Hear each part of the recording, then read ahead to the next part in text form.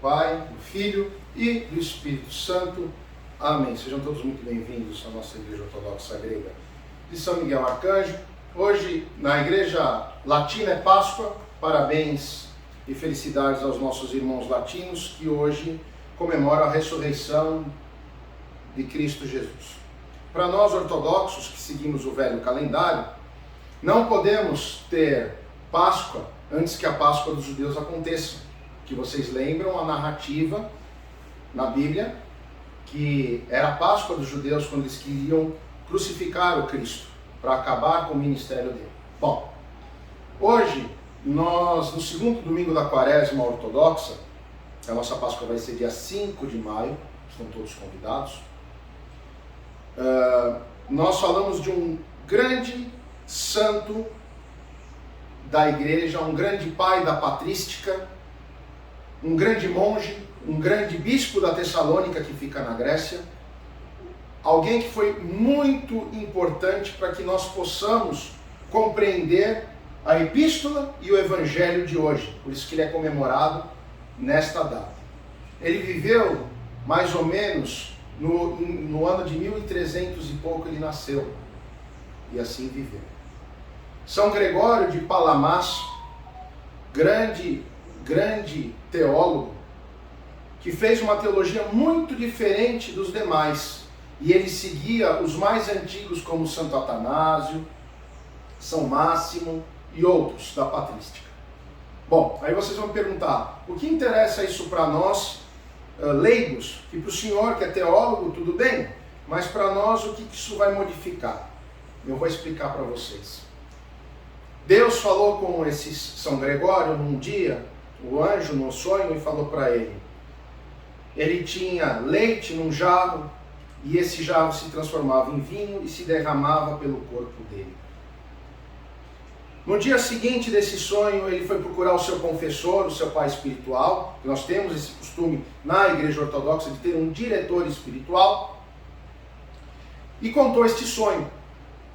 E esse monge, esse asceta, como nós falamos, muito usado, com muita fé, enfim, falou para ele, o que o anjo quis dizer é o seguinte, que você tem que dar o conhecimento que você tem, seja na questão espiritual da patrística, seja na questão espiritual da comunicação com o Deus, seja para você sair aqui do monastério e se envolver com a sociedade. E assim passar o evangelho verdadeiro, a espiritualidade verdadeira, a comunhão verdadeira para todo mundo.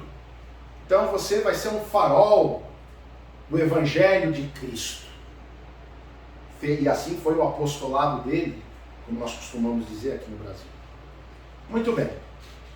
Aconteceram uma série de coisas, e nesse tempo estavam havendo os concílios ecumênicos, e uma grande briga sobre o que a comunicação com Deus, por ele ser maior, ele era incomunicável, mas ao mesmo tempo Deus se mostrava no Velho e no Novo Testamento. Então como que era toda essa história? Que eles não tinham uma compreensão mística da igreja, para entender como se comunicar com o Deus, a pessoa e Deus, a criatura e o Criador. Então isso era uma questão muito complicada na época de compreensão, que depois foi sanada. E essa palavra em grego se chama theosis. E essa theosis, o que é? É chegar no sublime sentimento ou sentir Deus em você, e Deus se comunicando com você, e você se comunicando diretamente com Deus. Vocês se lembram bem que na época em que o Moisés trouxe os 10 mandamentos, o Deus falou com os judeus, e os judeus ficaram mortos de medo de se jogar e colocaram as suas cabeças no chão, e falando para Moisés, por favor, que ele se comunique só com vocês, senão ele vai, só com você, porque senão ele vai nos destruir. E assim Deus parou de falar daquela maneira direta com as suas criaturas, com os seus filhos. Muito bem. E aí nós chegamos na grande questão teológica do São Gregório. O Deus que não pode se comunicar devido ao poder dele, porque senão ele destruiria a criatura, e ao mesmo tempo a manifestação de Deus em nós e nós conversando com Deus, porque uma coisa é antagônica à outra.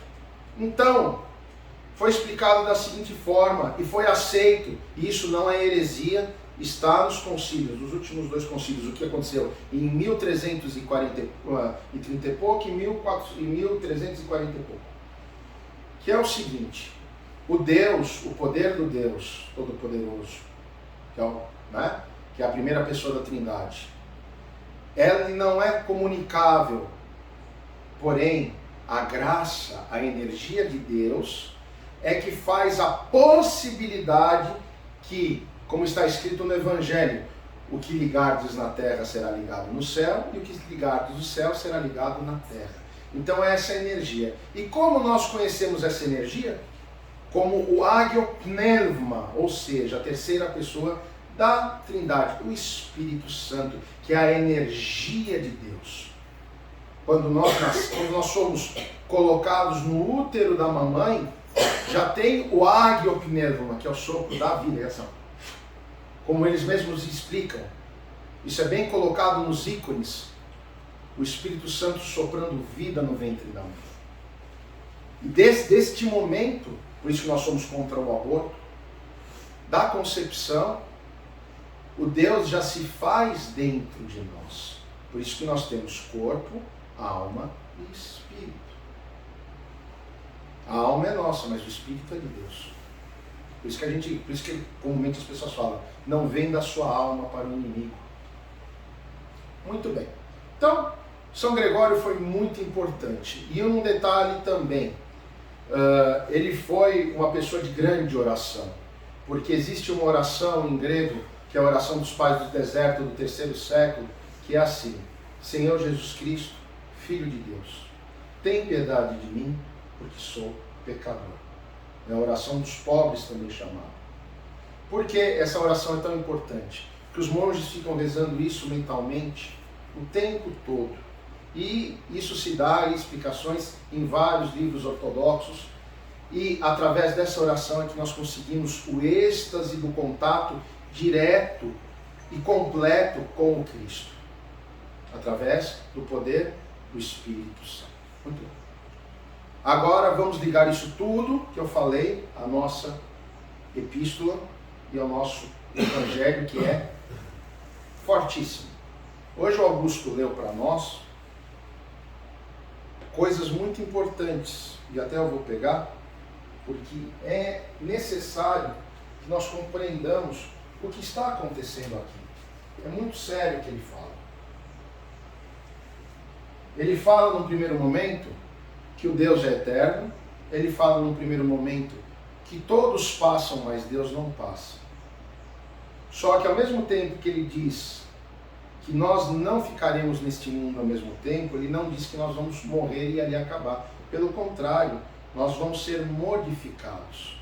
E por que modificados? Porque se vocês leem lá no Apocalipse e tudo, nós vamos receber um corpo novo na segunda vinda do Cristo, na hora do arrebatamento, um corpo que nós não teremos doenças, que nós não teremos dores, que nós não teremos aflições. É um corpo santificado por Cristo. Então, aqui ele fala algumas coisas muito importantes. Eu vou só colocar esses pontos porque isso é fundamental para que nós entendamos o Evangelho. Ele fala assim, que nós somos como uma roupa que será mudada, mas mesmo assim Deus permanece igual. E os anjos vão explicar para cada um de nós como será. Aqueles que são escolhidos por Deus sentarão à direita. E os inimigos daqueles que andam no verdadeiro caminho do Cristo servirão de apoio aos pés. Ou seja, a maldade, o sofrimento, o olho gordo, a inveja, a intolerância, as más palavras, tudo isso cairá por terra aquele que serve verdadeiramente o Deus vivo. Muito bem. Isso é um ponto. E vocês reparem que no Evangelho hoje, João fala, ele fala que ele é a porta. E só por ele nós temos a salvação. Inclusive, isso foi a tese da minha teologia. Porque, apesar da Trindade ser uma só, o Pai, o Filho e o Espírito Santo serem uma coisa só, uma só energia, a cada um é atribuído, como está no próprio credo, as suas, não obrigações, mas o que cada um tem de fazer, as suas atribuições. E vocês vejam, ele fala que ele é a porta. Então aquele, por exemplo, não adianta só você crer no Deus Pai, você tem que crer em Jesus. Não adianta você só crer em Jesus se você não crê no Consolador, que é o Espírito Santo, que ficou no lugar de Jesus, e graças a ele que hoje nós temos o corpo místico do Cristo na missa. Então, é uma engrenagem sem fim, a Santíssima Trindade. Aí ele fala que ele é o bom pastor. E ele fala daquele que é o mercenário. O mercenário ali tem duas coisas que ele quer dizer. O primeiro é o ser humano que olha para o seu próprio umbigo e não está se preocupando com absolutamente nada além do seu eu nessa terra. Então, para ele, tanto faz como fez Deus ou as coisas. Então, por exemplo, os ateus são boas pessoas? São. Podem fazer caridade? Podem. Podem ajudar o próximo? Podem. Porém, como eles não creem no Cristo, o que acontece? Não terá salvação. Muito bem. Ele também fala do demônio ali, que é o que mata, que rouba e que destrói. O demônio, não esqueçam, o Satanás, como colocado, ele veio para confundir os filhos de Deus, para atrapalhar a nossa evolução espiritual. E isso é muito sério. Por isso que nós temos que nos manter em oração, em jejum, nas épocas de jejum, tomando a comunhão e lendo a palavra de Deus, tanto aqui na missa, na liturgia, como nas nossas casas. Nós precisamos encher o local onde a gente mora de Jesus, do Espírito Santo, da Santíssima Trindade. E por que eu falo isso? Porque se você não clama pelo Espírito Santo para que ele te dê a força propulsora da fé, você não pode ter a comunicação com Cristo. E se você não tem a comunicação com Cristo, você não agrada Deus Pai. Lembrando que o sangue do Cristo é através dele que Deus Pai nos enxerga. Muito bem. Aí, no segundo momento, ele fala que ele é o pastor das ovelhas, mas que também ele tem um outro estábulo, ou qualquer coisa nesse sentido, outras ovelhas, e que no momento que ele chamar, todas as ovelhas virão até ele. O que ele quis dizer nisso? O Cristo veio para os judeus, e os judeus viraram as costas para ele, crucificaram. Só que nós escolhemos no nosso coração sermos filhos de Deus através do batismo. Então, nós escolhemos mudar de criatura para filhos do Deus Altíssimo, através do batismo. Então, amados, isso significa que não adianta os judeus dizerem: ele não é o Filho de Deus, ele não é Deus. Porque na hora da segunda vinda da parousia, o Cristo vai chegar, vai bater em todas as pessoas do mundo, vão estar naquele lugar para ver o arrebatamento, à direita e à esquerda. E ai daquele que virou a cara para o Cristo, porque vai diretamente para a esquerda. E o que vai acontecer? Vai para o reino de Satanás, que é o inferno. Então, amados, entendamos, nós aqui, eu, o Padre Nicolau e os padres nos outros 5 estados onde temos missões, nós estamos aqui para ensinar, para mostrar, para alertar, para com amor abrir os vossos olhos de o que o Cristo é, foi e será até a segunda vinda dele, o caminho, a verdade e a vida. Fora dele, nada, nem ninguém pode te dar vida eterna. Nada nem ninguém pode te salvar.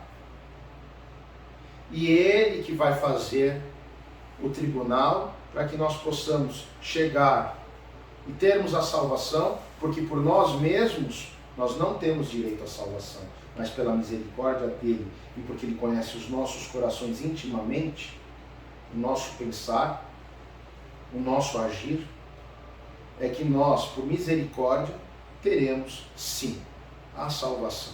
E por que eu digo isso? Porque cada um de vocês que está aqui hoje, vocês entraram por aquela porta. Vocês não vieram por minha causa, ou por causa do Padre, ou por qualquer outro interesse. No fundo, eu creio, eu acredito que vocês vieram sim para ver o Cristo, para estar em comunhão com Cristo, para ouvir as palavras de Cristo, para alimentar o seu coração. Lembrando que todos nós, sem exceção, o maior ou o menor, é casa do Espírito Santo, se assim quiser ser. Portanto, que nós possamos seguir o bom pastor. Que nós possamos não ser a ovelha desgarrada, mas mesmo que assim nós sejamos a ovelha desgarrada devido à nossa humanidade, que é falha, devido ao nosso livre-arbítrio, que ele, na sua infinita misericórdia, ele possa ir lá, porque ele fala no Evangelho, eu dou a minha vida para que as ovelhas não sejam mortas pelo lobo. Mas o outro foge de medo. Então, também tem um significado. Aquele que cultua a si mesmo, quando vê o demônio, que é o lobo, ele foge. Porque ele não tem força espiritual para quê? Para poder pelejar através da oração, através do jejum, através das boas obras, através também, e mais importante, da sua conexão com Deus, porque não existe. Só existe Ele para Ele. É o eu comigo mesmo. Portanto, amados, também serve hoje a epístola para você, Augusto, que é mais uma prova vívida que o seu papai, que não está no meio de nós hoje fisicamente, simplesmente está com uma nova oportunidade, que é estar na casa do Pai, esperando a segunda vinda do Cristo para receber esse corpo glorificado. E assim todos nós possamos estar juntos, num só Espírito, num só coração, com Jesus, em Jesus e por Jesus. Sendo assim, desculpem que hoje a homilia foi um pouquinho longa, mas é que hoje é um domingo muito importante.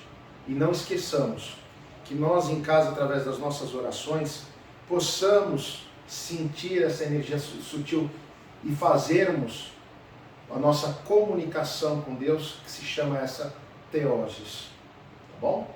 Deus abençoe a todos. O Padre Nicolau agora vai dar comunhão para aqueles que quiserem se acercar de coração e pedir a misericórdia de Deus e as suas necessidades, e assim daremos prosseguimento à santa e divina liturgia.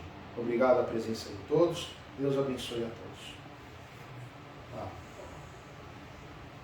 Com temor a Deus, com fé e amor, aproximai-vos. Recebei o corpo de Cristo e cantei com a glória imortal. Recebei.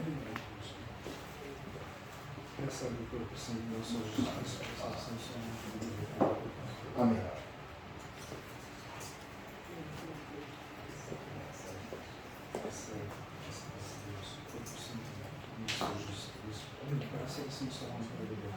Amém.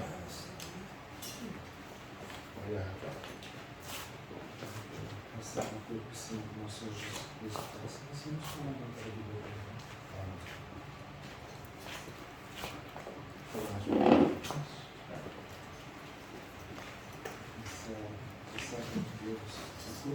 do nosso Jesus Cristo, a sua alma para a vida eterna.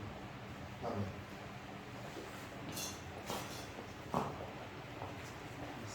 Santo Deus, o corpo e sangue do nosso Senhor Jesus Cristo, para a salvação do seu nome e para a vida eterna. Amém. Pronto. Recebe o sangue de Deus, o corpo e sangue do nosso Senhor Jesus Cristo, para a salvação do seu nome e para a vida eterna. Amém. Pronto.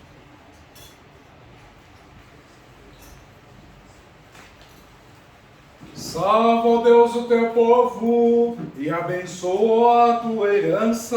Vimos a luz verdadeira, recebemos o Espírito Celeste, encontramos a fé justa, adorando a indivisível Trindade, porque ela nos salvou. Bendito seja nosso Deus, perpetuamente, agora e sempre, pelos séculos dos séculos. Amém.